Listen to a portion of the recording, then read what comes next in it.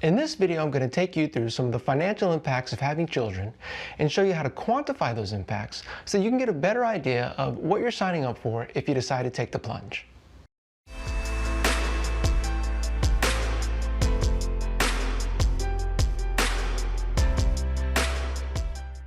Hey everyone, this is Michael Tortorich and thanks for tuning in.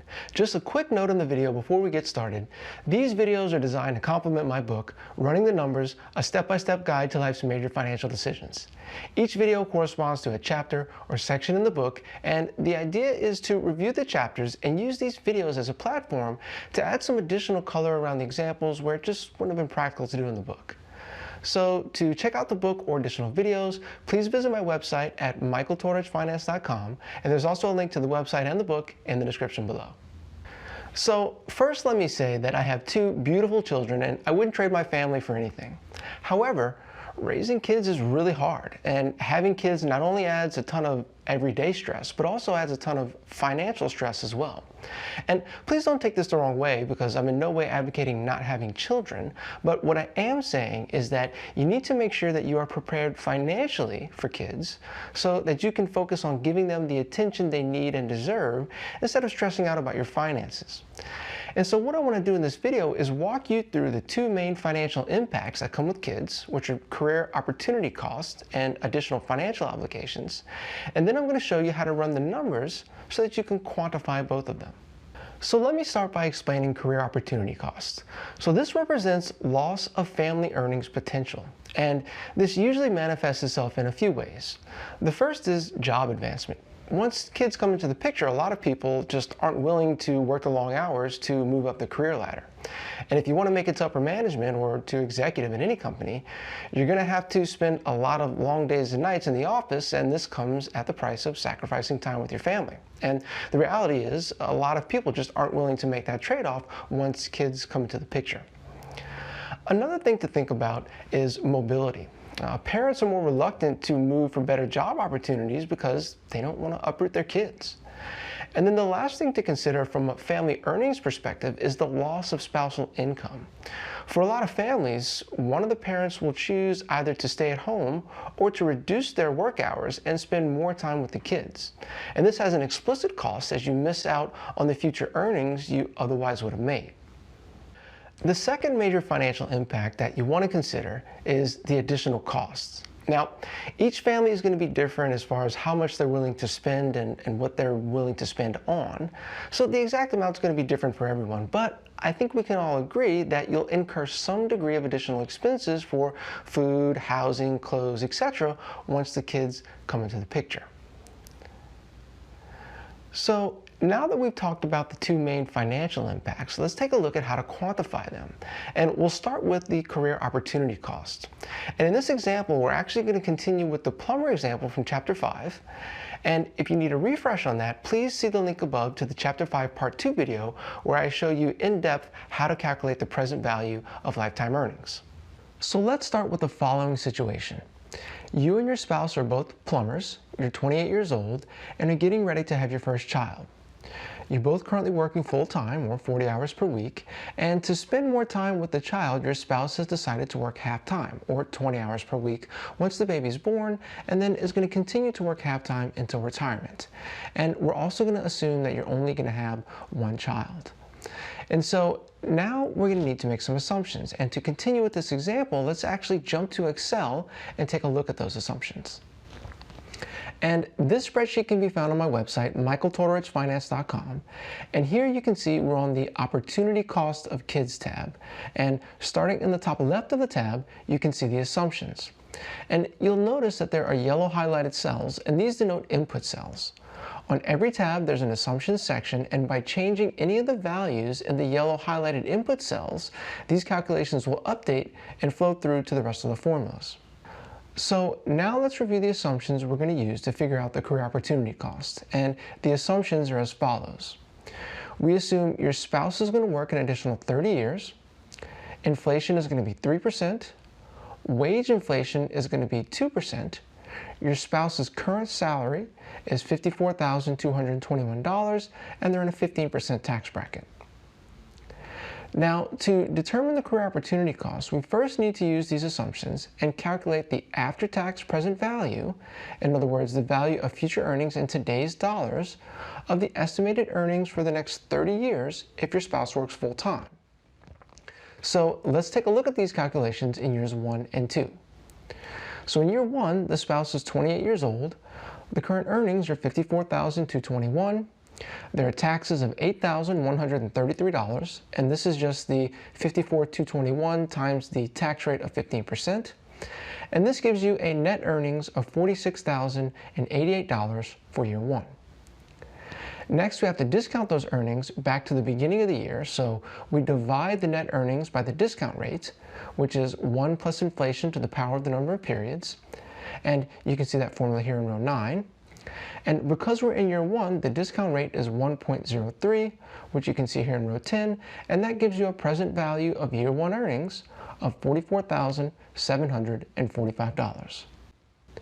Now, if we move to year 2, those earnings have now grown by the wage inflation rate of 2%, and so if we multiply the year 1 earnings of $54,221 by 1.02, that gives us $55,305. Next, we apply the taxes of 15% to the earnings, and that gives us taxes of $8,296 for a net earnings in year 2 of $47,009. Next, we calculate the discount rate, which is 1.03 to the second power, and it's to the second power because now we're 2 years away from the present, and that gives us a discount rate of 1.0609. And then lastly, we divide the net earnings by the discount rate, and that gives us a present value of year 2 earnings of $44,311.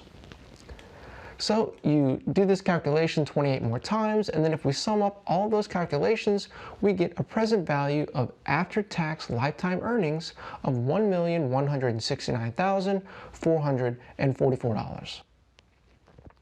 Now, as I mentioned, your spouse is going to work half-time, in other words, 20 hours per week. So we're also going to assume that their salary is going to be cut in half. And we don't actually need to do any calculations here. If the salary is cut in half, then the present value of the future earnings is also going to be half.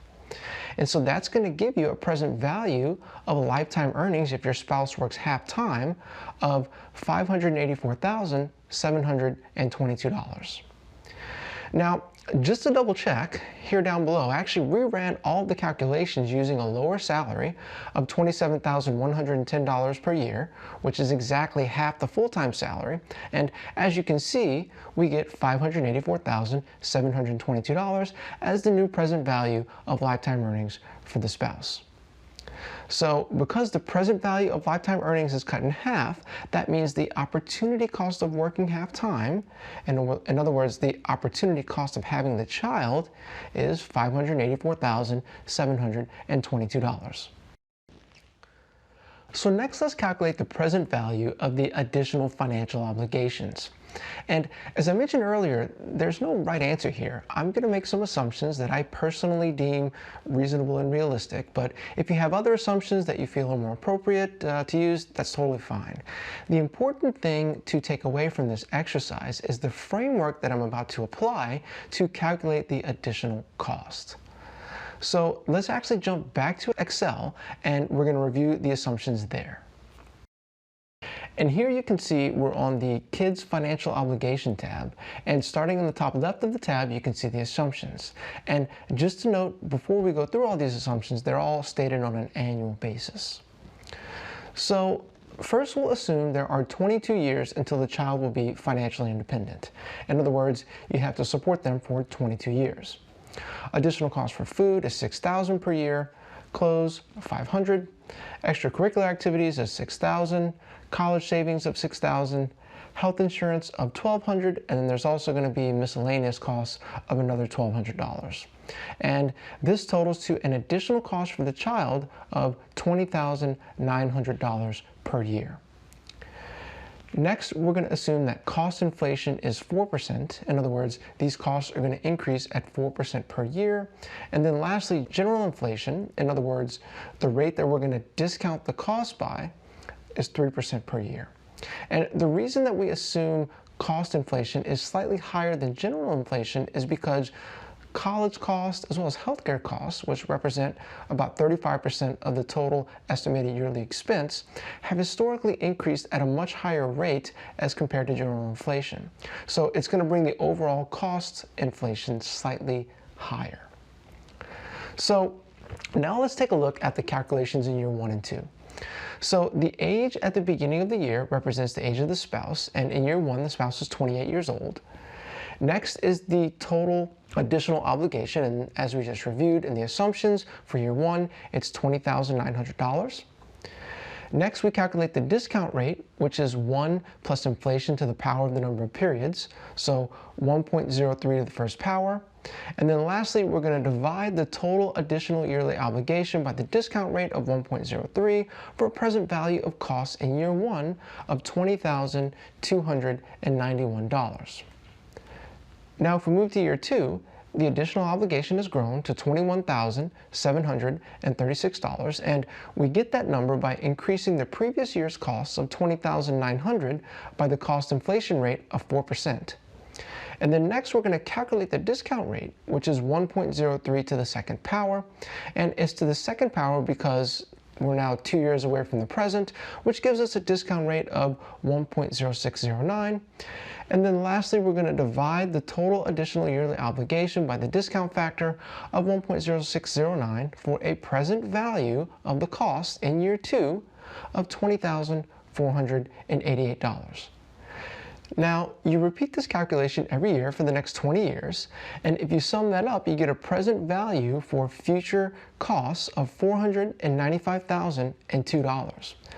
And if we add that to the lost income of $584,722 that we calculated from the career opportunity cost earlier, we get a total estimated cost of $1,079,724. Now, I tried to be as thorough as I could with this example, but the truth is there's really no 100% accurate way to quantify how much kids cost.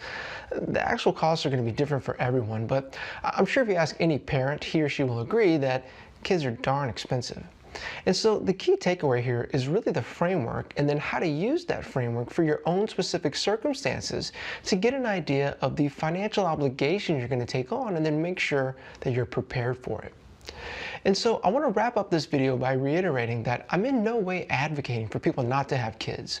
But what I am advocating for is that people think through what they're getting themselves into before having kids and then make sure that they're financially prepared before taking the plunge.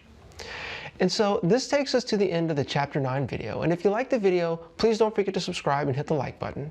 And also stay tuned for my next video on Chapter 10, where I'm going to discuss life insurance. And I'm not only going to explain what life insurance is, but I'm also going to show you how to calculate how much you actually need. And then lastly, for more information on the book or additional videos, you can check out the links in the description below or my website at michaeltodorichfinance.com. Thanks for watching.